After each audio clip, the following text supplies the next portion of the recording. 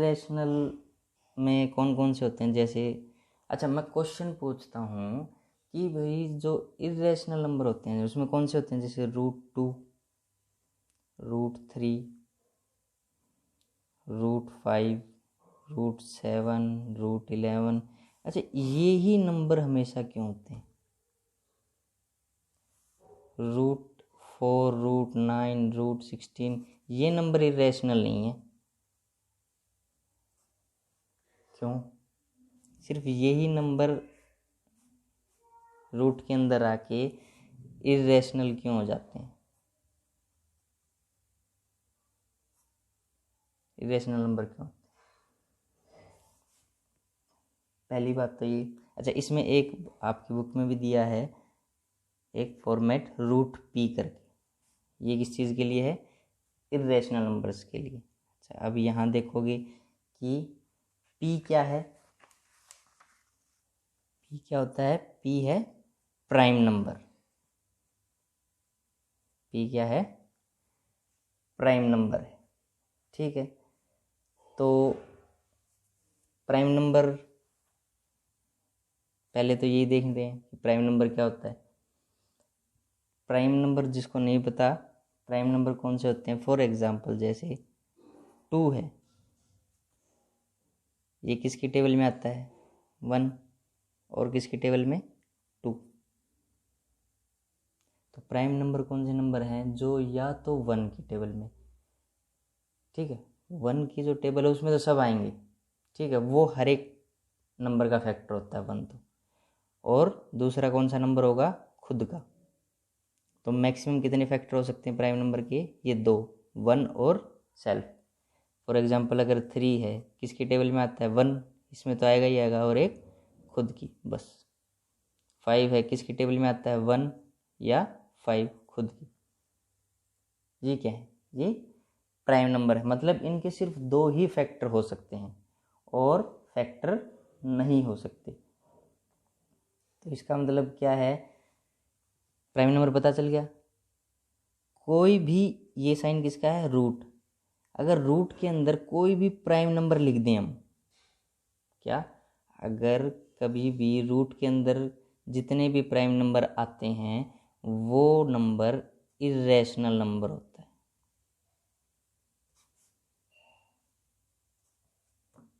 समझ गए इरेशनल कौन से होते हैं?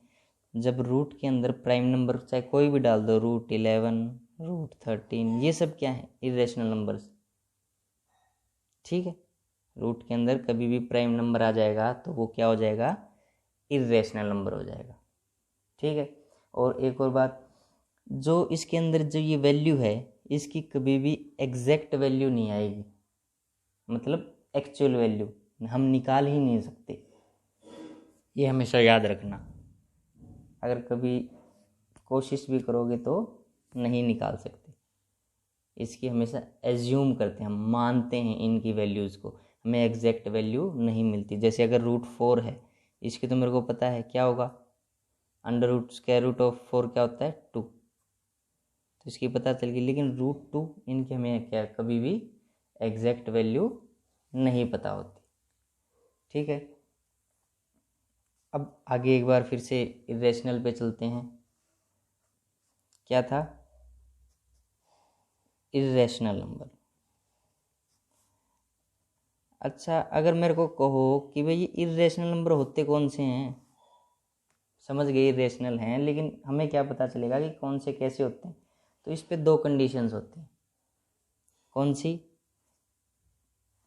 एक तो क्या पॉइंट होना चाहिए कि इरेशनल नंबर कौन कौन से होंगे? वो नॉन टर्मिनेटिंग होते हैं। क्या होते हैं? Non terminating numbers. Non terminating अभी बताऊंगा, जो टर्मिनेट ना हो कैसे हैं वो भी दिखाऊंगा। और दूसरी कंडीशन क्या होगी? नॉन रिपीटिंग, जो रिपीट ना होते हैं। कैसे? एग्जाम्पल देखते हैं। फॉर एग्जाम्पल मैंने 10/3 लिया। 10/3 क्या है? p/q की फॉर्म है 10/3 क्या है? रैशनल नंबर है। ठीक है, हाँ ठीक। अगर मैं इस 10/3 को डिवाइड करके लिखता हूँ तो क्या आएगा?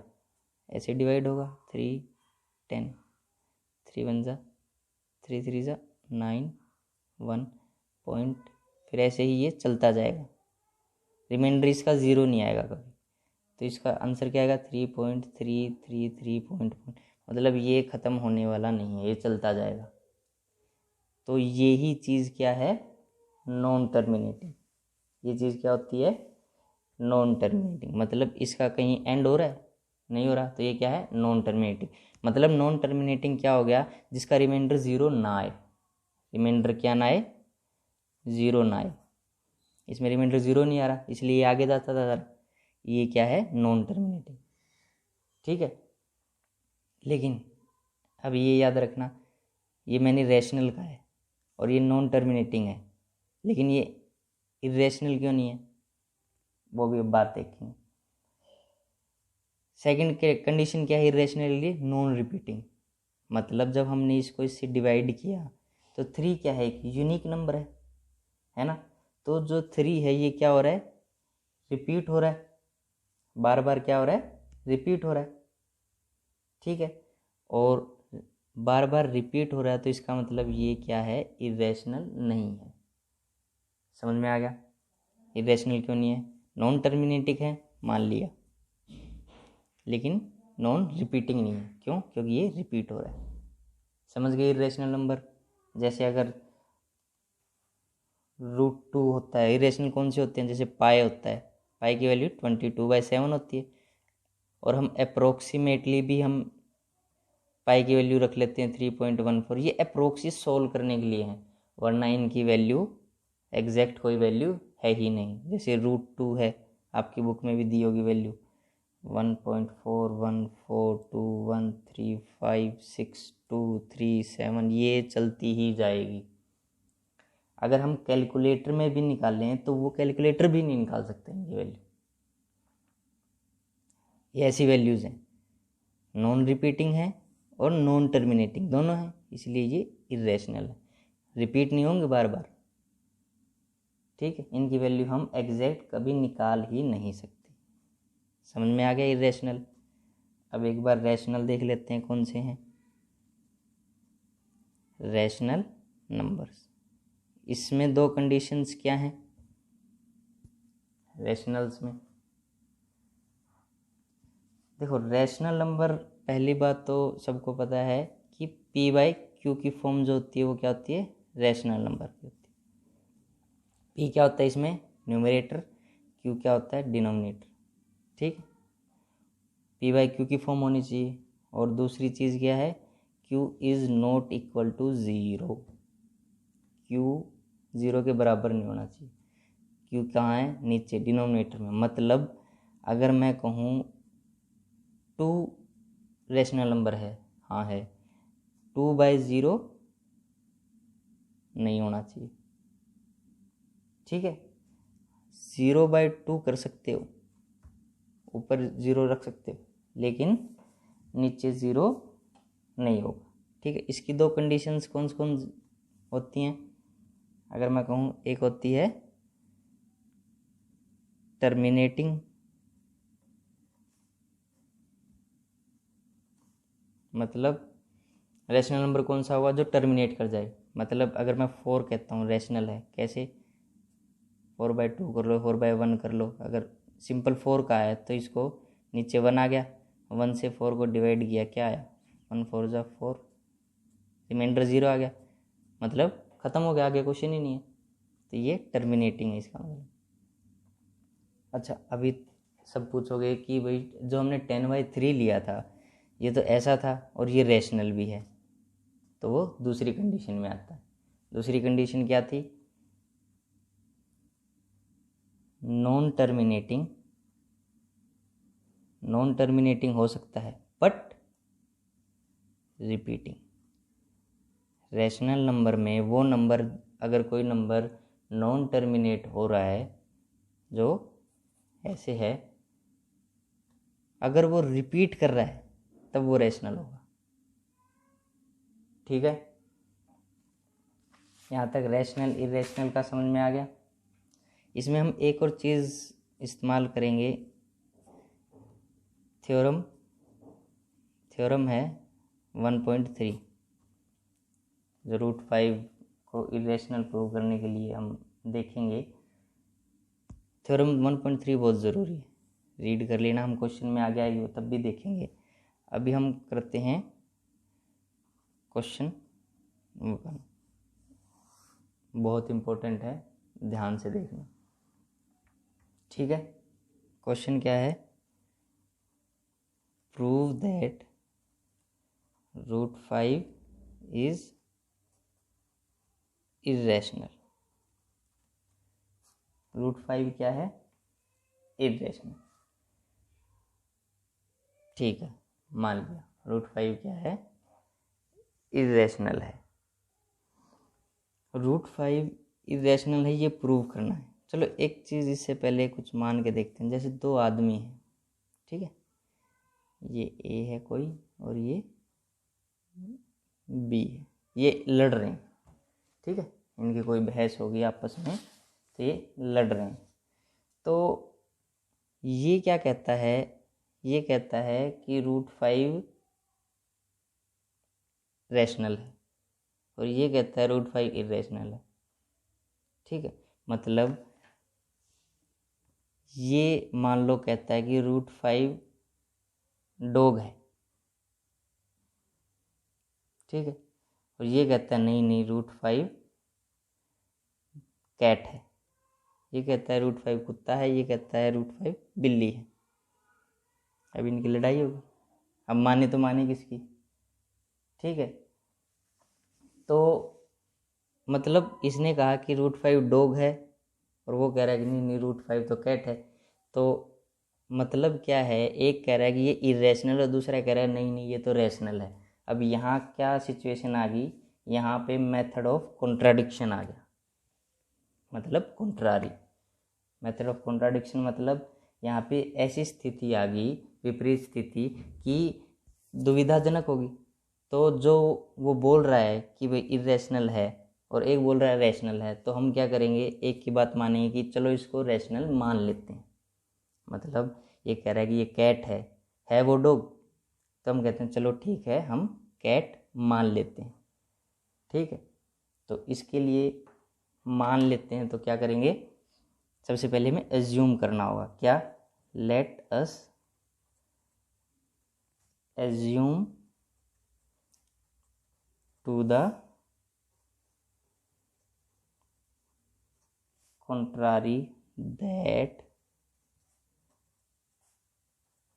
Root 5 is rational. कॉन्ट्रारी मतलब विपरीत, ठीक है। हमने मान लिया कि भाई क्या है, ये रैशनल है, तो मतलब है वो इरेशनल। हमने क्या मान लिया कि भाई चलो रैशनल है, मतलब रूट 5 रैशनल है, तो क्या होगा? p/q की फॉर्म में हम इसको लिख सकते हैं। पता है ना रैशनल कौन सा होता है, हमने किया है। रूट 5 को हम क्या लिख सकते हैं? p/q की फॉर्म में। तो इसका मतलब v रूट 5 क्या है? p/q की फॉर्म में लिख सकते हैं। लेकिन हाँ, यहाँ पे हम क्या करते हैं? p को a मानते हैं और q को b मान लेते हैं, ठीक है p/q की form. We can find integer a and b, ठीक है। p की जगह a लिख दिया और q की जगह b लिया है हमने। और यहाँ पे एक और कंडीशन क्या है? b is not equal to 0 है, मतलब जहाँ पे q is not equal to rational में बताया था b is not equal to 0, b denominator में 0 नहीं हो सकता। और यहाँ पे एक और कंडीशन है, where a and b are coprime. सबसे महत्वपूर्ण चीज़, ठीक है, सबसे इम्पोर्टेंट चीज़ है, क्या है? ए और बी क्या है? को प्राइम है, ठीक है, मान लिया। अच्छा अब ये को प्राइम क्या होता है? को प्राइम भी देख लेते हैं क्या होता है। क्या कहा है कि ये क्या है? को प्राइम नंबर से, ठीक है। अच्छा, जो रैशनल नंबर होते हैं को प्राइम होते हैं, ठीक है, जो रैशनल होते हैं वो क्या होते हैं, को प्राइम नंबर होते हैं। अब ये कैसे होते हैं वो देख लो, समझो। फॉर एग्जांपल मैंने दो नंबर लिए 25 एंड 4, ठीक है, कोई भी दो नंबर ले लिए 25 एंड 4। ऐसा कोई नंबर बताओ जिसकी टेबल में ये दोनों आते हो, 1 है, मतलब ऐसा कोई नंबर, ऐसा इन दोनों का एक ही फैक्टर बताना है। क्या बताना है? Common factor. क्या बताना है? Common factor. और कॉमन फैक्टर क्या है? सिर्फ 1, क्योंकि 1 ही ऐसा है जिसमें 25 भी आता है और 1 की टेबल में ही 4 आता है, और कोई है नहीं है। तो इसका मतलब ये क्या है? को प्राइम। समझे? एक बार और देखते हैं। फॉर एग्जांपल मैंने ले लिया 24 एंड 6, ठीक है, क्या ये 1 में, देखो 1 तो हर एक में होगा, 1 हर एक नंबर का फैक्टर होगा। जैसे 1 की टेबल में 24 और 6 आते हैं। मेन कंडीशन को प्राइम की क्या होती है कि इसका सिर्फ एक ही फैक्टर होगा, ये हमेशा याद रखना। जो को प्राइम है इसका सिर्फ एक ही फैक्टर होगा, मतलब इस जो को प्राइम होते हैं वो उनका एक ही कॉमन फैक्टर आएगा और वो भी सिर्फ 1 ही होगा। अगर कोई दो नंबर हैं और उनका कॉमन फैक्टर हमेशा 1 आएगा और 1 ही रहेगा, एक के अलावा कुछ भी नहीं हो सकता।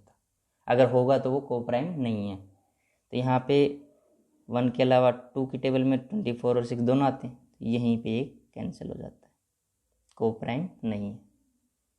समझे? देखो कैसे, एक और एग्जांपल लेते हैं। जैसे 13 है, 2 है, ठीक है, ले लिए। ये किसकी टेबल में आते हैं? 1 की टेबल में आते हैं। 13 भी आता है और 2 भी आता है। और कोई ऐसी टेबल है जिसमें दोनों आते हो? नहीं आते ना। तो इसका मतलब क्या है? ये को प्राइम है। मतलब को प्राइम हमेशा जोड़ों में रहेगा। अच्छा, ऐसा भी नहीं है जैसे मैं पूछूं 25 को प्राइम है, 4 को प्राइम है क्या, 24 को प्राइम है, ऐसा नहीं होता कभी। को प्राइम का मतलब क्या है? हमेशा ये जो जोड़े होते हैं इनमें ही बताना होता है। कोई भी 2 नंबर ले लो, 3 नंबर ले लो, उनको पूछो क्या ये को प्राइम है, एक को नहीं पूछ सकते। तो ये हमेशा जोड़ों में रहेगा और सिर्फ एक नंबर ही इन्हें काट सकता है, और वो कौन सा है? 1 इटसेल्फ। इनको को प्राइम को एक ही नंबर काट सकता है और वो एक ही है, 1 ही है, और कुछ नहीं है। समझ में आ गया? तो इसका मतलब यहाँ जो मैंने बात की समझ में आ गया होगा, मेरे को उम्मीद है। अब यहाँ जो मैंने बात की, जो को प्राइम है वो रैशनल होते हैं, वो क्या मतलब है? जैसे अगर मैंने कहा 4/6 है, ये रैशनल है, तो इस फॉर्म में हम कब लिखते हैं? हमेशा p/q की फॉर्म क्या होती है? सिंपलेस्ट, मतलब काट के कैंसिल करके जो लास्ट में बचता है वो करते हैं। जैसे 2 2 ज़ा 4, 2 3 6, 2/3 आ गया। अब ये नहीं कटते, ये हैं तो प्राइम रैशनल नंबर, और देखो एक दूसरे से नहीं कटते, मतलब इनके बीच में कॉमन क्या है? सिर्फ 1 है। 1 की टेबल में 2 आता है और 3 भी 1 की टेबल में आता है और किसी में नहीं आता। तो मतलब ये क्या है? को प्राइम है, और ये क्या है? रैशनल, जो p/q की फॉर्म में आते हैं। यही चीज़ मैं यहाँ पे समझा रहा हूँ, यही यहाँ पे बताइए। मुझे उम्मीद है को प्राइम समझ में आ गया होगा, को प्राइम क्या होता है। ठीक है, अब वापस अपने क्वेश्चन पे आते हैं। क्या कहा था क्वेश्चन में? √5 = a/b है। हमारा सबसे पहले मकसद क्या होता है? √5 का रूट हटाना। ठीक है, तो रूट हटाने के लिए क्या करते हैं? Squaring both sides. ठीक है, स्क्वायरिंग कर दो √5 की स्क्वायर a/b का स्क्वायर। ठीक है। अच्छा, जिसको ये नहीं पता कि √5 का स्क्वायर कैसे करते हैं, जैसे √5 है, स्क्वायर का मतलब क्या है? जो अंदर जो भी टर्म है उसको जितनी ऊपर पावर है उतनी बार मल्टीप्लाई करना है। 2 है तो 2 बार मल्टीप्लाई।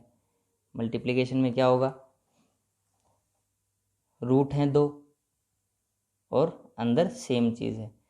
जब सेम एलिमेंट मल्टीप्लाई हो रहा है रूट वाला, तो जो अंदर है वो एज इट इज़ आ जाएगा, बस रूट हट जाएगा। समझ गए कैसे? ये उनके लिए है जिनको बिल्कुल नहीं पता रूट कैसे स्क्वायर करते हैं। अगर मैं √3 की बात करूं, √2 की बात करूं, √11 की बात करूं, एग्जाम्पल है ये। √3 सेम है तो अंदर जो है वो बाहर आ जाएगा। √2 सेम है, 2 है, वो बाहर आ गया। √11 सेम तो 11 बाहर आ गया। इनका मतलब क्या है, इसमें √5 का स्क्वायर है, ये √3 का स्क्वायर है, ये √2 का स्क्वायर किया है, ये √11 का स्क्वायर। तो इसका मतलब √5 का स्क्वायर करेंगे तो क्या आएगा 5, और a का स्क्वायर और b का स्क्वायर। ठीक है, यहाँ तक समझ में आ गया सबको? आगे देखते हैं। अब क्या करेंगे, जो ये b है इसको इस साइड ले जाते हैं। ठीक है, 5b² = a²। अब क्या करेंगे, इस 5 को इसके डिनोमिनेटर में ले जाएंगे, क्योंकि यहाँ पे जो ये डिवाइड था ये मल्टीप्लाई में जाएगा इस साइड, यहाँ पे ये मल्टीप्लाई में है, तो 5 अगर इस साइड ले जाएंगे तो क्या जाएगा, हो जाएगा डिवाइड में। ये तो आपको सबको पता ही होगा, b² = a²/5। ठीक है, इसको एक बार इक्वेशन 1 का नाम दे दो। क्यों दिया है इसलिए वो मैं बाद में अभी थोड़ी देर में पता चल जाएगा।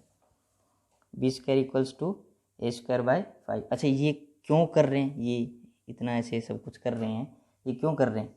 देखिए यहाँ क्या पता चल रहा है, a² के 2 फैक्टर हैं। कौन कौन से? एक 5 है और एक b है। 5 और b² है। a² के कितने फैक्टर निकल के आ गए? 2, 5 एंड b²। ठीक है, तो इसका मतलब a² के 2 फैक्टर और यहाँ पे डिवाइड में है। ये क्या पता चल रहा है कि a² क्या है, 5 से डिविजिबल। इसका मतलब तो यही है ना? इसका मतलब क्या है, a² इज डिविजिबल बाय 5।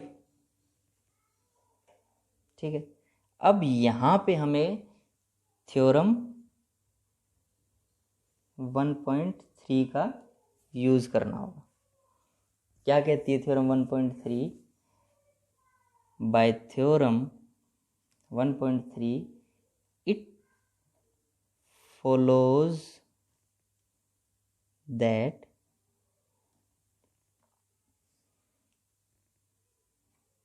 क्या कहती है ये, अगर a² 5 से डिविजिबल है, क्या है, अगर a² 5 से डिविजिबल है तो a भी 5 से डिविजिबल होगा। That a is also divisible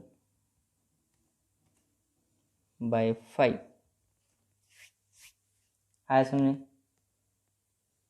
चलो एक बार थ्योरम 1.3 देखते हैं कि इसमें ऐसा क्या लिखा था, एग्जाम्पल लेके। थ्योरम 1.3 क्या कहती है, आपकी बुक में है। थ्योरम 1.3 कहती है, अगर मान लो कि अगर 5² है इज डिविजिबल बाय 5।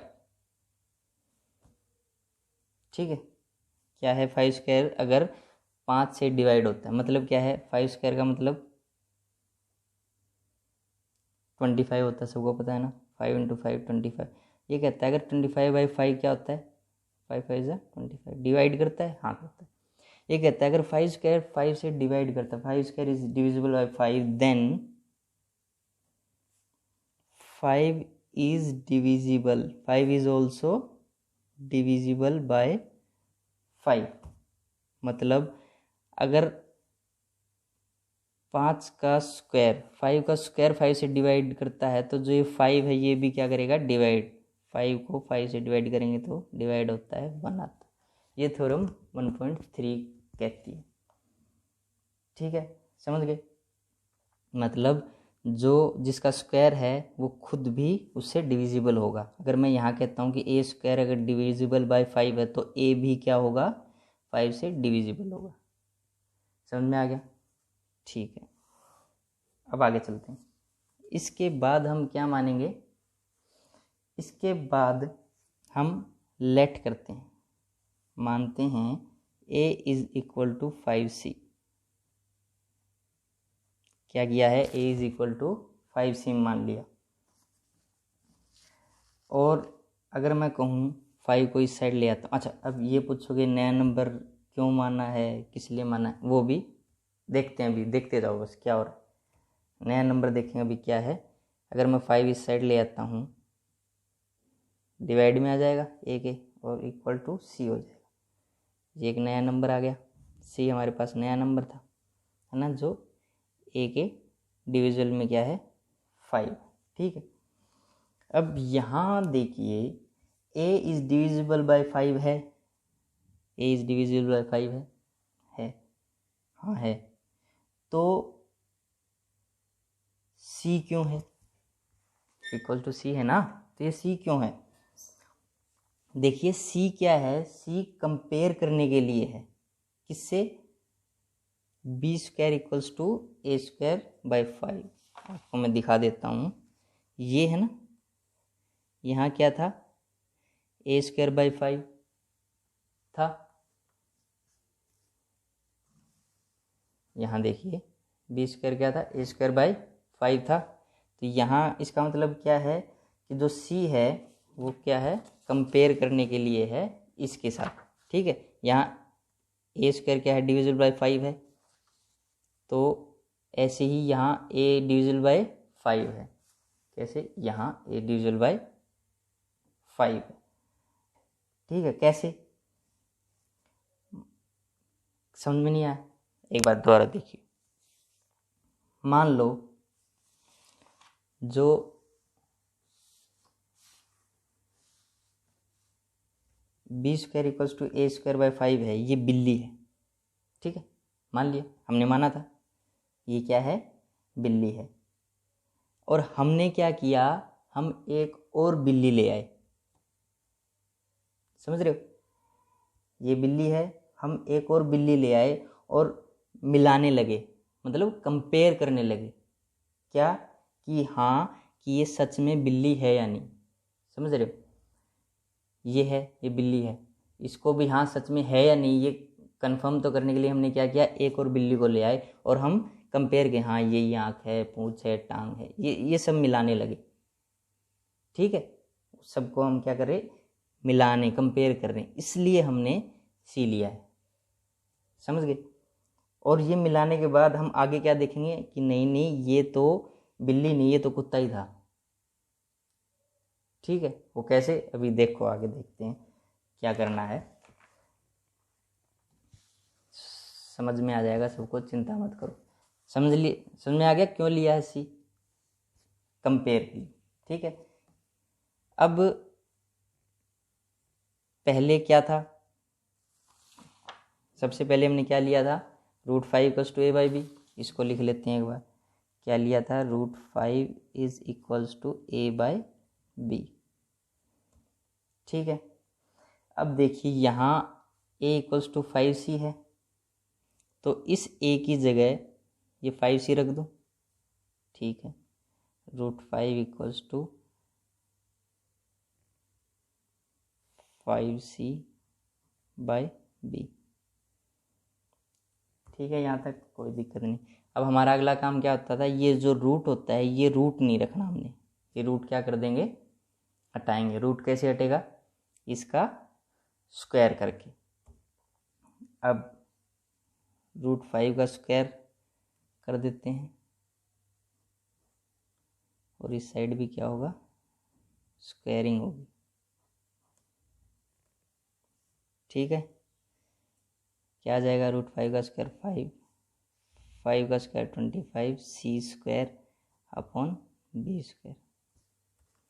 ये चीज़ सबको क्लियर होगी ये कैसे आया। ठीक है, अब क्या करते हैं, अब बी स्क्वायर को तो उधर ले जाते हैं और 5 को इधर ले आते हैं, क्रॉस मल्टीप्लाई में। इसके नीचे कुछ नहीं है तो जिसको मुश्किल हो जाती है तो 1 लगा लिया करो ताकि आसानी रहे ऐसे और ऐसे करने में। तो बी स्क्वायर को हम इस साइड ले गए, 25 सी स्क्वायर अपॉन 5 आ गया। ठीक है, इसको कैंसिल कर दो, 5 5 जा क्या आ जाएगा, B square equals to 5 C square आ गया। और ये 5 है, इसको वापस इधर ले जाते हैं, काट दिया। ये 5 क्या करेंगे, वापस बी के नीचे ले आते हैं, b square upon 5 equals to c square. समझ में आया अभी तक ये क्या कर रहे हैं हम? अच्छा, अब ये पूछोगे ये सब कर क्यों रहे हैं हम, क्यों किया? अब हमने ये सब इसलिए किया है बिकॉज यहाँ हमें क्या दिख रहा है, हम चेक कर रहे थे क्या बी स्क्वायर के डिविजिबल में 5 है। हाँ है, आ गया ना। क्या निकल के आया कि जो 5 है वो बी स्क्वायर के डिविजिबल में है। मतलब क्या चीज़ निकल के आई कि ए स्क्वायर के डिविजिबल में भी 5 है और बी स्क्वायर के डिविजिबल में भी 5 है। मतलब क्या है, ए स्क्वायर इज डिविजिबल बाय 5 है तो ए के डिविजिबल में भी 5 है और बी के डिविजिबल में भी 5 है। दोनों जगह सेम सेम है, दोनों जगह क्या है, सेम। अच्छा, अभी कुछ बिल्कुल पूरा समझ में आया नहीं होगा, कुछ कुछ कन्फ्यूज़न रहा होगा, वो अपने आप क्लियर हो जाएगा, बस देखते जाओ। इसमें क्या है, ए के डिविजिबल में भी 5 है और बी के में भी, दोनों जगह सेम सेम आ गया। तो इसका मतलब क्या है, यहाँ क्या आया है कि b square is divisible by 5। ठीक है, तो वही again by theorem 1.3 it follows that b is also divisible by 5। मतलब बी स्क्वायर अगर 5 से डिविजिबल है तो थ्योरम 1.3 क्या करे। ये थ्योरम वाली लाइन बहुत इंपॉर्टेंट है, एग्जाम के लिए लिखना बहुत ज़रूरी है। अगर बी स्क्वायर 5 से डिविजिबल है तो बी भी क्या होगा, 5 से डिविजिबल होगा। ये चीज़ समझे। यहाँ पे क्या किया था, √5 का स्क्वायर, यहाँ पे हमें क्या मिला, बी स्क्वायर बाय 5। मतलब जो ए के डिविजिबल में भी था 5 और बी के डिविजिबल में भी 5 है, दोनों जगह है। तो यहाँ पे हमें क्या पता चल रहा है कि अगर बी स्क्वायर 5 से डिवाइड करता है तो बी भी क्या होगा, 5 से डिवाइड होगा। मतलब क्या है, क्या दिक्कत आई अब, यहाँ तो प्रॉब्लम आ गई। अच्छा, प्रॉब्लम क्या है, कुछ को तो पता नहीं चला होगा, लेकिन प्रॉब्लम क्या आई अब। अच्छा, इसमें क्या प्रॉब्लम आई, इसमें हमने याद हो तो ए और बी को क्या लिया था, को प्राइम लिया था। मतलब कि सिर्फ एक से डिविजिबल होना चाहिए। हमने क्या लिया था, ए और बी को प्राइम लिया था कि ये सिर्फ डिविजिबल 1 से 1 से होना चाहिए और इनका कॉमन फैक्टर कुछ नहीं आना चाहिए। लेकिन जैसे वापस याद करो, 24 और 6 लिया था, इसका कॉमन फैक्टर 1 था लेकिन साथ के साथ 2 आ गया, तो वहीं ये क्या हो गया, को प्राइम नहीं हुआ, ख़त्म हो गया। क्यों, इसके जो कॉमन फैक्टर था वो 1 से ज़्यादा आ गई, 1 नहीं था। ठीक है, तो मतलब यहाँ क्या है, यहाँ भी यही है, जो ये कॉमन फैक्टर है रहना तो सिर्फ एक चाहिए था, को प्राइम है तो इसका मतलब सिर्फ 1 होना चाहिए कॉमन फैक्टर, लेकिन यहाँ तो 5 निकल कर आ गया। 5 निकल के आ रहा है ना कि इनका फैक्टर जो 5 है वो ए से भी डिवाइड हो रहा है और बी से भी, मतलब इनका कॉमन फैक्टर 5 भी निकल के आ रहा है। तो ये तो प्रॉब्लम हो गई है ना, बी और ए के साथ में दोनों में आ रहा है। तो अब इक्वेशन बना देते हैं एक बार, क्या जो मैंने कहा था, क्या चीज़ थी,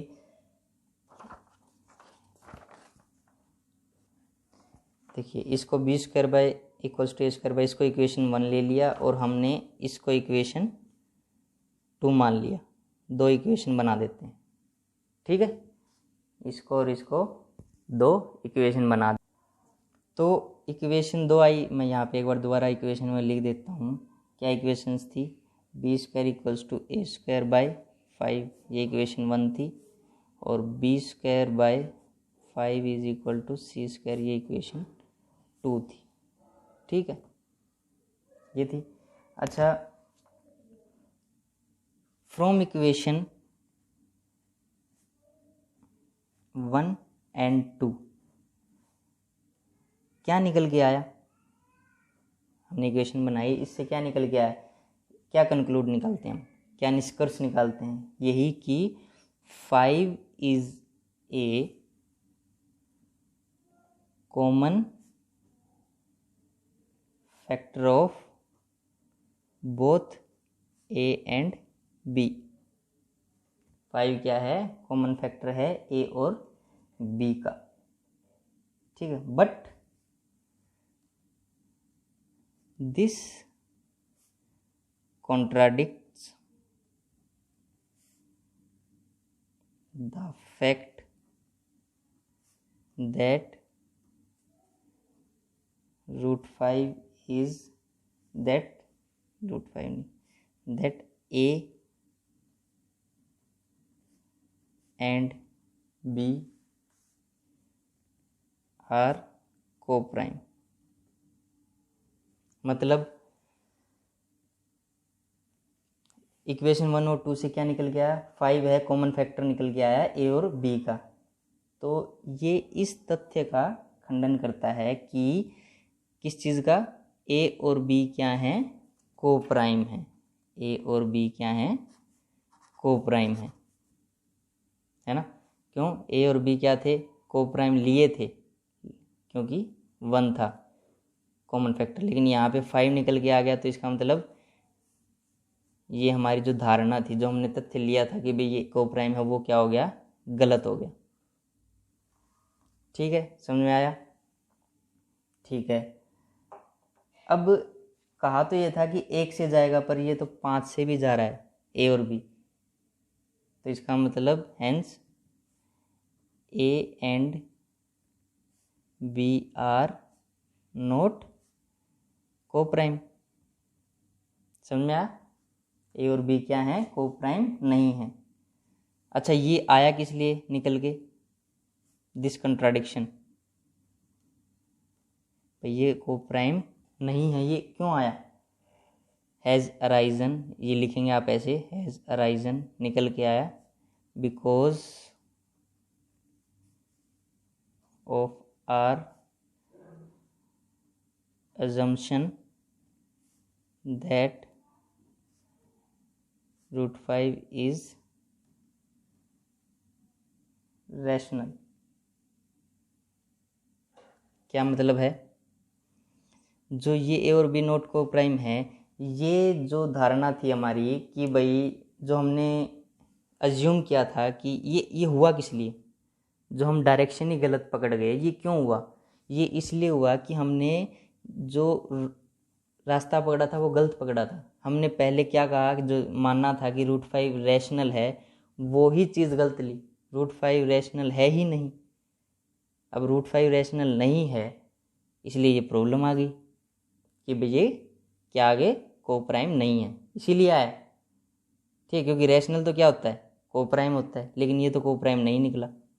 स्टार्टिंग में याद है ना, बताया था ना, जो को प्राइम है वो रैशनल होते हैं, रैशनल हैं वो को प्राइम होते हैं। यहाँ रूट 5 रैशनल लिया था, तो इसका मतलब को प्राइम होना चाहिए, लेकिन यहाँ को प्राइम नहीं आया। तो को प्राइम क्यों नहीं आया, क्योंकि रूट 5 रैशनल है ही नहीं। हमने जो एज्यूम किया था कि root 5 let root 5 is a rational, वो गलत था। तो हैंस रूट 5 इज इररेशनल।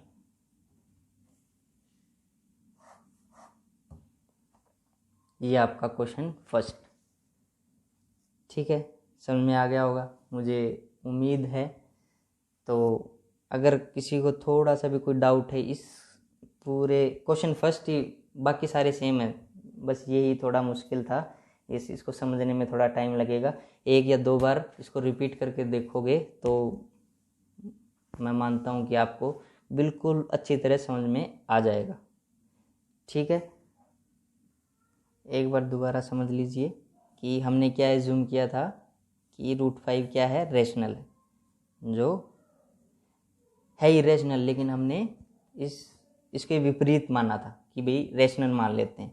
तो रेशनल होते हैं क्या है, जो p/q की फॉर्म में होते हैं, a/b क्या होंगे, जो को प्राइम होते हैं। को प्राइम हम देख चुके थे। फिर √5 का क्या किया था, स्क्वायर किया था, और हमारे पास क्या आया कि a² क्या है, वो डिविजिबल है 5 से, और ab क्या है, 5 से डिविजिबल है। ठीक है, उसके बाद क्या था, थ्योरम 1.3 क्या कहती है, अगर 5² 5 से डिविजिबल भी है तो 5 भी क्या होगा, डिवाइड होगा 5 से। ठीक है, उसके बाद हमने एक और कंपेयर करने के लिए नया फैक्टर लिया था, a = 5c। क्यों लिया था वो मैंने आपको समझा दिया था। फिर इससे क्या निकल के आया था कि जो b² है वो डिविजिबल बाय 5 है, और b भी क्या है, डिविजिबल बाय 5 है। तो ये हमारा किसमें कॉन्ट्राडिक्ट करता है कि a और b थे तो को प्राइम, लेकिन ये क्या हो रहे हैं, दोनों 5 से डिवाइड हो रहे हैं। इनकी जिस 5 क्या आ रहा है, कॉमन फैक्टर आ रहा है, a और b का आना चाहिए क्या था, सिर्फ 1 आना चाहिए था। ठीक है, तो इसका मतलब a और b क्या नहीं है, को प्राइम नहीं है। और ये किस लिए आया, क्योंकि हमने जो एज्यूम किया था, जो हमारी अजम्पशन थी, जो हमने माना था, वो हमने गलत माना था कि √5 क्या है, रेशनल है, इसलिए ये सब गलत आया। इसलिए इसलिए 5 कॉमन फैक्टर निकल के आया। क्यों, क्योंकि √5 है क्या, इरेशनल है। ठीक है, दैट्स इट। अब हम देखेंगे क्वेश्चन 2। क्वेश्चन 2 क्या कहता है, 3 + 2√5 इज इरेशनल। क्या है ये, इरेशनल है।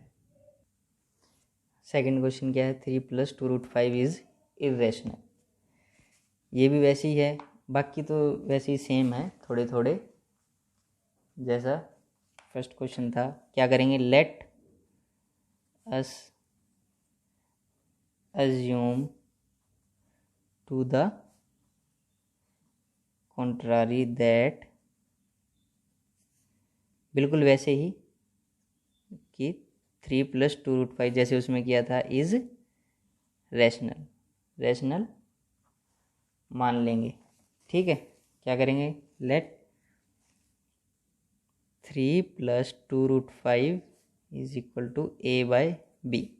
रेशनल होगा तो p/q की फॉर्म में होगा, जिसमें a/b हमने ले लिया, जहाँ पे where a and b are coprime, और b क्या है, नॉट इक्वल टू 0। मतलब रेशनल नंबर माना है हमने इसको। ठीक है, अब 3 + 2√5 क्या आ गया, a/b आ गया। अच्छा, यहाँ पे इसको हम स्क्वायर वगैरह नहीं करेंगे। क्यों, वहाँ पे हमने स्क्वायर क्यों किया था, क्योंकि रूट था और रूट को हमें हटाना था। तो यहाँ पहला काम क्या करना होगा, रूट को अकेला करेंगे। कैसे, अब 3 है, इसको इस साइड ले जाएंगे। ठीक है, क्या आ जाएगा, 2√5 a/b - 3। एलसीएम लेंगे इसका, क्या आएगा, b a - 3b। एलसीएम लेना मुझे उम्मीद है कि सबको आता होगा। तो क्या आ गया यहाँ पे, 2√5 = a - 3b/b। 2 को क्या करेंगे, इस साइड भेज देंगे। ठीक है, ये क्या चला जाएगा, डिवाइड में। कैसे, √5 is equal to a - 3b/2। 2b। ठीक है, इसको ऐसे भी लिख सकते हैं या फिर 1/2 बाहर ले लो और a माइनस 3b/b, ऐसे भी कैसे भी लिख सकते हैं। ठीक है, चाहे ऐसे लिख लो चाहे ऐसे लिख लो। ठीक है, अब यहाँ पे a और b क्या है, इंटीजर। एक चीज़ यहाँ देखने वाली है, √5 क्या है, √5 हमें पता है क्या है, इरेशनल है। और a और b क्या है, को प्राइम, जो हमने क्या माना है, a और b रैशनल है। ये क्या है, रैशनल है। ठीक है, अब a और b तो रैशनल हैं, मतलब a और b की हम कोई भी वैल्यू रखें, a और b इंटीजर हैं, चाहे माइनस में रखें चाहे प्लस में रखें, कुछ भी रखें, जो आंसर आएगा वो रैशनल ही होगा। तो मतलब चाहे वो टर्मिनेटिंग आए चाहे नॉन टर्मिनेटिंग प्लस रिपीटिंग आए, कुछ भी आ सकता है। रैशनल के लिए दो हमने कंडीशंस पढ़ी थी, चाहे टर्मिनेटिंग हो चाहे नॉन टर्मिनेटिंग प्लस रिपीटिंग हो, लेकिन आंसर होगा रैशनल ही। ठीक है, लेकिन यहाँ पे तो प्रॉब्लम क्या आ रही है, ये इसका चाहे आंसर कोई भी वैल्यू डालेंगे तो रैशनल आएगा, लेकिन ये किसके इक्वल टू में, जिसके इक्वल टू में है वो तो इरेशनल है, ये नंबर तो इरेशनल है ना। Since a and b are integers, a minus 3b/2b is rational। ये क्या है, ये रैशनल है। जब ये रैशनल है तो इसका मतलब √5 भी रैशनल होगा। हैंस क्या है, √5 is also a rational number. यही होगा, क्यों इक्वल टू में है, अगर ये रैशनल आएगा तो ये भी रैशनल ही होगा। लेकिन हमने अभी इतना बड़ा सोल्व किया, देखिए अगर ये 4 या 5 नंबर में क्वेश्चन आता है यही क्वेश्चन, तो क्या करेंगे, ये तो करेंगे ही, अगर ये √5 को जैसे उसमें सोल्व किया है इसमें भी करना पड़ेगा, मेहनत तो करनी पड़ेगी, √5 को इरेशनल प्रूव करना होगा। ठीक है, यहाँ क्या करोगे, √5 को इरेशनल प्रूव कर देना। ठीक है, उसके बाद √5 हमने यहाँ तो मान लिया कि √5 रैशनल है, लेकिन but this contradicts the fact that √5 is a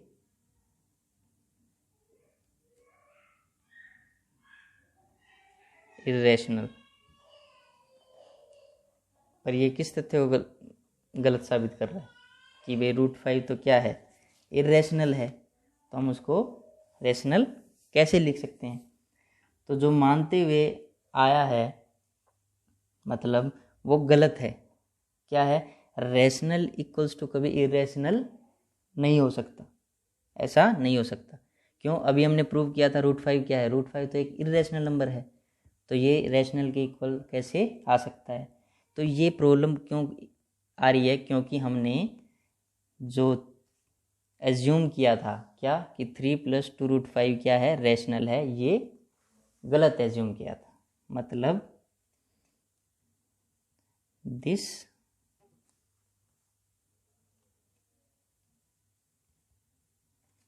contradiction has arisen because of our incorrect assumption। क्या हमने एज्यूम किया था कि दैट 3 + 2√5 इज रैशनल, हमने ये माना था ना। तो ये हमने क्या माना था, गलत माना था, इसलिए ये प्रॉब्लम आ रही है। हेंस तो क्या होगा, हेंस 3 + 2√5 इज इरेशनल। समझ में आ गया होगा क्या किया है। √5 इरेशनल था, ये रैशनल है, लेकिन ये इरेशनल हम प्रूव कर चुके हैं, तो ये कभी रैशनल इरेशनल के इक्वल नहीं आ सकता, लेकिन ये आ रहा है। क्यों, रीज़न क्या है, किस लिए प्रॉब्लम आ रही है, क्योंकि हमने 3 + 2√5 को रैशनल माना था, लेकिन वास्तव में है क्या, ये इरेशनल है। ठीक है।